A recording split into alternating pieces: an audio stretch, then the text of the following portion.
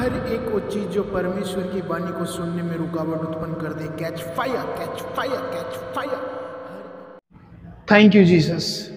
तब परमेश्वर ने मनुष्य को अपने स्वरूप के अनुसार उत्पन्न किया, अपने ही स्वरूप के अनुसार परमेश्वर ने उसको उत्पन्न किया, नर और नारी करके उसने मनुष्य की सृष्टि की और नए मनुष्य तत्व को पहन लिया है, जो अपने सृजनहार के स्वरूप के अनुसार ज्ञान प्राप्त करने के लिए नया बनता चला जाता है।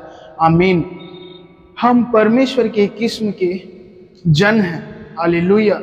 जिस प्रकार से प्रथम मनुष्य परमेश्वर के स्वरूप में रचा गया था, हम भी उसी प्रकार मसीह में दोबारा रचे गए हैं। उत्पत्ति अध्याय 1:27।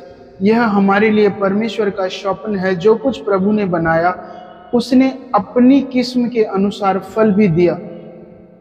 परमेश्वर ने बहुत प्रकार के रेंगने वाले जंतुओं और जंगली जानवरों को बनाया। प्रत्येक जानवर में अपनी ही नस्ल के बच्चे जनने की क्षमता दी गई है। परमेश्वर ने किसी अकेले प्राणी को नहीं सृजा, वह वर्गों और समूहों को बनाता है और उसकी बनाई हुई सारी वस्तुओं में बीज होता है। उस बीज में अपने स्वरूप में फल उत्पन्न करने की क्षमता होती है। हम परमेश्वर के परिवार हैं। हालेलुया, आमीन। परमेश्वर परिवार का परमेश्वर है। उसने सब वस्तुओं को पारिवारिक स्वरूप में रचा है। फूलों का परिवार, जानवरों का परिवार, पक्षियों का परिवार इत्यादि। अपनी सृष्टि के मुकुट अर्थात हमको बनाने के पीछे भी परमेश्वर की यही विशेषता और इच्छा छिपी हुई है। उसकी बनाई हुई सारी सृष्टियों ने अपनी नस्ल के अनुसार फल देना आरंभ कर दिया और संभव यह देखकर परमेश्वर को अकेलेपन महसूस हुआ। उसने भी अपनी किस्म के परिवार या साथी की चाह का एहसास हुआ जो उसके स्वरूप और क्षमता में हो। हमको पूर्ण नियोजित किया गया है। हमको अपने स्वरूप में बनाने के लिए त्रिएकता की आपस में एक कार्यकारी सभा हुई। परमेश्वर पिता ने पवित्र आत्मा और पुत्र के साथ मिलकर चर्चा की। उसने हर बार की भांति एक आदेश देकर मनुष्य की रचना नहीं कर दी। बजाय इसके उसने अपने आप से कहा, हम मनुष्य को अपने स्वरूप के अनुसार अपनी समानता में बनाएं। उत्पत्ति अध्याय 1:26। इस प्रकार हमको अर्थात नई सृष्टि को पूरी तरह से नियोजित किया गया है। त्रिएक परमेश्वर हमको नई सृष्टि बनाने में सम्मिलित है। यह वाक्य नई सृष्टि के साथ प्रासंगिक है। परमेश्वर पिता ने विचार किया, यीशु उसे लाया और पवित्र आत्मा ने पूरा किया। आमीन।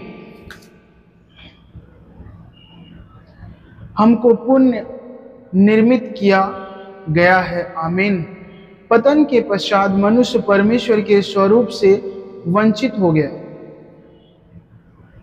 रोमियो अध्याय 3:23।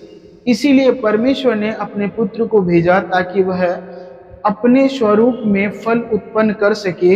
यीशु मसीह एक गेहूं के दाने के समान मरा ताकि हम परमेश्वर के समान बन सके। यीशु ने उस खोई हुई महिला अब परमेश्वर के स्वरूप को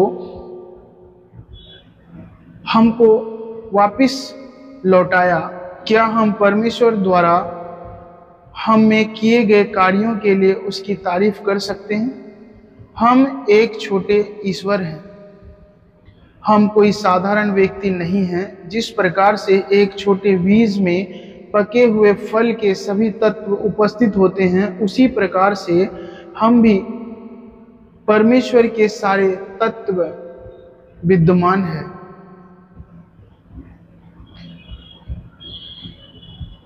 जिस प्रकार से एक छोटे बीज में पके हुए फल के सभी तत्व उपस्थित होते हैं, उसी प्रकार से हम में भी परमेश्वर के सारे तत्व विद्यमान हैं। जिस प्रकार से उकाब के बच्चे में उकाब के समान उड़ने की पूरी क्षमता विद्यमान होती है, उसी प्रकार हम में भी अलौकिक क्षेत्र में उड़ने की सारी योग्यताएं उपस्थित है।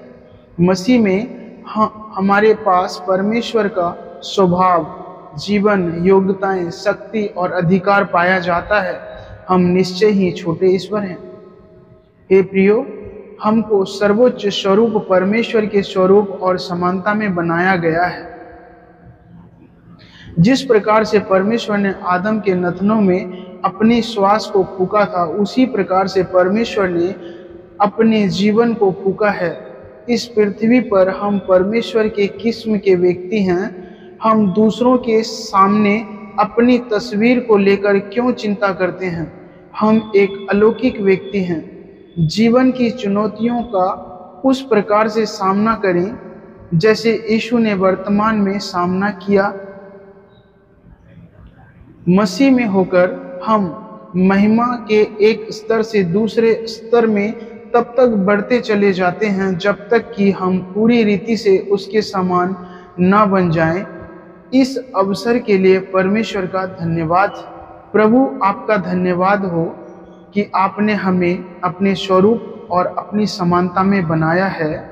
आपने हमें महान और बहुमूल्य कार्य किए हैं। मसीह में होने के कारण जो अपने सृजनहार के अनुसार ज्ञान प्राप्त करने के लिए नया बनता चला जाता है। आमीन। Thank you Jesus.